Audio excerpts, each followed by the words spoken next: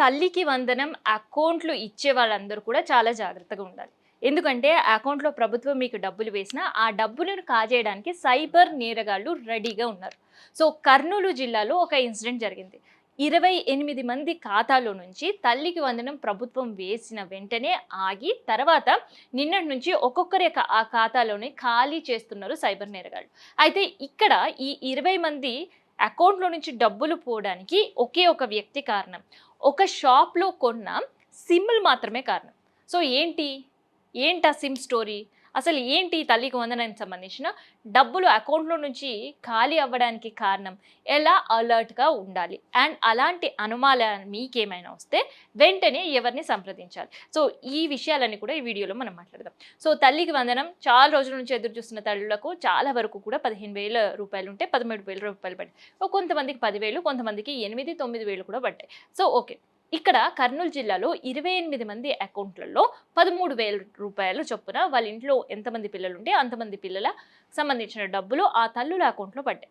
కానీ ఆ తల్లులు ఆ డబ్బులని పిల్లల కోసమో, వాళ్ళ కుటుంబం కోసమో, లేదంటే ఆ తల్లుల కోసమో ఉపయోగించుకోలేని పరిస్థితి. ఎందుకంటే ఈ 28 మంది ఒకే ఎయిర్‌టెల్ షాప్‌లో సిమ్‌లు తీసుకున్నారు. సో, ఎయిర్‌టెల్ సిమ్స్ వీళ్ళు తీసుకున్నారు. సో, ఆ ఎయిర్‌టెల్ సిమ్స్ తీసుకున్న సమయంలో ఆ షాప్ వీరన్న అనే వ్యక్తి ఏం చేశాడంటే, ఈ 23 మందికి సంబంధించిన ఆధార్ డీటెయిల్స్ తీసుకున్నారు.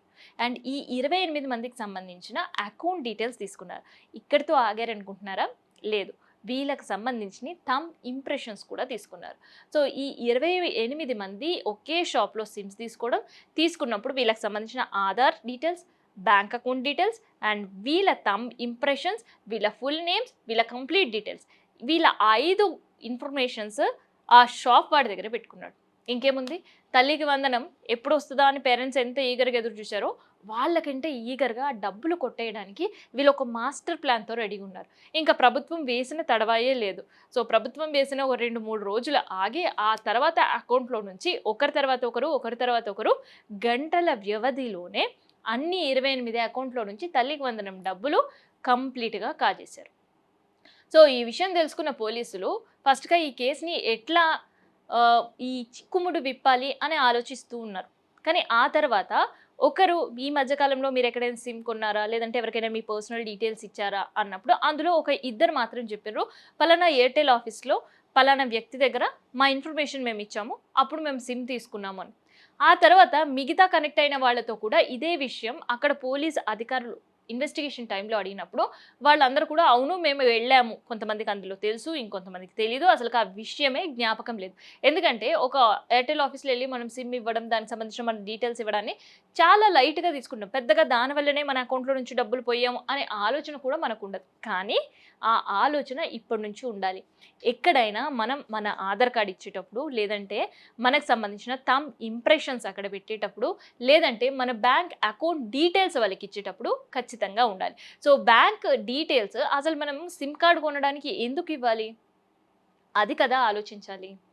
అసలు బ్యాంక్‌కి, సిమ్‌కి సంబంధం ఏముంది? ప్రభుత్వ పథకాలకు సంబంధించి మాత్రమే మనం అకౌంట్ డీటెయిల్స్ ఇస్తుంటుంటాం. లేదు ఏదైనా లోన్ తీసుకున్నప్పుడు అకౌంట్ డీటెయిల్స్ ఇస్తుంటాం. మరి సిమ్ కార్డ్ కొన్నప్పుడు? అసలు సిమ్ కార్డ్ కొన్నప్పుడు మన అకౌంట్ డీటెయిల్స్ ఇవ్వాల్సిన అవసరమే లేదు. కానీ ఈ విషయం తెలియక హడావిడిలో ఉండడం, మన పనిలో మనం బిజీ ఉండడం, కొంత టైం సిమ్ కోసం కేటాయించడం, మనకుండే రొటీన్ లైఫ్‌లో హడావిడి విషయాలు. సో, ఇలాంటి సిట్యుయేషన్స్‌లోనే మన మైండ్ కాస్త డమ్‌గా ఉంటది. అండ్ హడావిడిలో ఉంటాం. దాన్నే అదునుగా తీసుకుంటున్నారు సైబర్ నేరగాళ్ళు. ఫోన్లలో మెసేజ్‌లు పంపించి, లింకులు పంపించి. సో, కొన్ని సందర్భాల్లో ఇలాంటి ఎయిర్‌టెల్ సిమ్‌ల పేరు మీద, ప్రభుత్వ పథకాల పేరు మీద కూడా ఇలాంటి మోసాలు ఎన్నో జరుగుతున్నాయి. తల్లికి వందనానికి సంబంధించి స్కీమ్ ప్రభుత్వం అనౌన్స్ చేసిన తర్వాత కూడా తల్లికి వందనం డబ్బులు మీ అకౌంట్‌లో వచ్చాయి. మీకు ఒక ఓటీపీ పంపించాం అది చెప్పండి. మిగతా అమౌంట్ ట్రాన్స్‌ఫర్ చేస్తాం అంటూ కూడా కొంతమంది సైబర్ నేరగాళ్ళు తల్లికి వందనం పథకాన్ని ఉపయోగించుకొని ఇలాంటి నేరాలకు పాల్పడ్డారు. ఇంకొంతమంది తిరుమల దేవస్థానంలో స్వామివారి దర్శనం, స్పెషల్ దర్శనం టికెట్లు ఇప్పిస్తాము. ఈ అకౌంట్‌కి డబ్బులు వేయండి అంటూ కూడా డబ్బులు దండుకొని అలా మోసం చేశారు. సో, అందుకనే ప్రభుత్వ పథకాల విషయంలో గావచ్చు, దర్శనాల టికెట్ల విషయంలో గావచ్చు, ఇంకేదైనా విషయంలో మనకి ఓటీపీ వచ్చినప్పుడు ఏ అధికారి కూడా మనను ఓటీపీ అడగరు. సో, ఇలాంటి ఇష్యూస్ ఉన్నప్పుడు నేరుగా మనం వెళ్లి చేయించుకోవడం ఉత్తమం. లేదు అంటే ఇలాంటి మోసాలకి మనం బలి కావాలక తప్పని పరిస్థితి. సో అందుకనే ఈ వీడియో చేయడానికి కారణం ఏంటంటే అట్లీస్ట్ తల్లికి వందనం పడిన మిగతా అకౌంట్ దారులైనా అలర్ట్గా ఉండాలి. సో అలాంటి డౌట్ మీకు వచ్చిన వెంటనే సైబర్ పోలీసులకి ఇంటిమేట్ చేయాలి. అండ్ ఇక్కడ డబ్బులు పోయిన తర్వాత ఇవాళ డబ్బులు పోతే మనం ఎప్పుడో ఫిర్యాదు చేయడం కాదు. డబ్బులు పోయిన వెంటనే మన అకౌంట్లో నుంచి ఇంకొక గోల్డెన్ ఆపర్చునిటీ సైబర్ క్రైమ్ పోలీసులు మనకిచ్చారు. అదే గోల్డెన్ అవర్. సో ఎవరికైనా ఇలా డబ్బులు మిస్ అయిన వెంటనే గంటలోపే సైబర్ పోర్టల్లో మనం కంప్లైంట్ చేయాలి. సో సైబర్ పోర్టల్లో మనం కంప్లైంట్ చేయడం తెలియకపోతే స్థానికంగా ఉండే పోలీస్ స్టేషన్కి వెంటనే వెళ్ళి ఫిర్యాదు ఇవ్వాలి.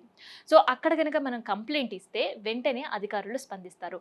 ఆ డబ్బులు ఒక బ్యాంక్ నుంచి ఇంకొక బ్యాంక్, లేదంటే మన దగ్గర నుంచి ఇంకొక దగ్గర ట్రాన్స్ఫర్ అయినా ఆ ఇంకో నుంచి ఇంకొకరికి ట్రాన్స్ఫర్ అవ్వకుండా ఆగే అవకాశం ఉంటుంది. అండ్ దాంతోపాటు ఆ అకౌంట్లో డబ్బులు పోయిన విషయం మీ బ్యాంక్కి సంబంధించిన వాళ్ళకు కూడా కంప్లైంట్ ఇవ్వాలి. సో బ్యాంకే పూర్తి బాధ్యత తీసుకొని మీ డబ్బులు మీకు వెనక్కి తీసుకొని వచ్చే అవకాశం ఉంటుంది. లేని పక్షంలో బ్యాంక్కి 18 రోజుల అవకాశం ఇచ్చింది ఆర్బీఐ.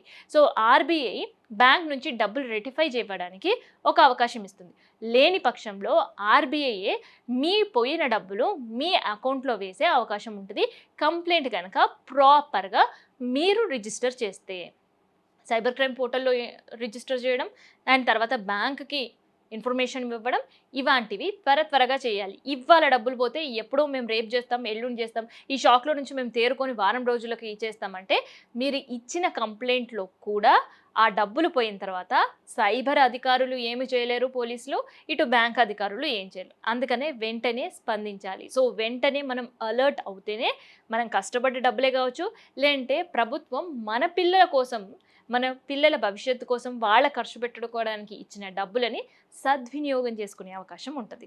సో ఇదనమాట తల్లికి వందనం డబ్బులు పడిన ప్రతి తల్లులు, గార్డియన్స్ అలర్ట్గా ఉండండి. ఇన్ కేస్ ఇలాంటి సైబర్ మోసగాళ్ళ చేతిలో మీరు పడితే వెంటనే చేయాల్సిన కార్యక్రమం చేయండి. సో అప్పుడే మీ డబ్బులు వెనక్కి వస్తాయి. ఈ వీడియో కనుక మీకు నచ్చితే షేర్ చేయండి, లైక్ చేయండి. అండ్ ఇంకేమైనా ఈ వీడియోలో యాడ్ ఆన్ చేయాలి అని అనుకుంటే కామెంట్ రూపంలో తెలియజేయండి.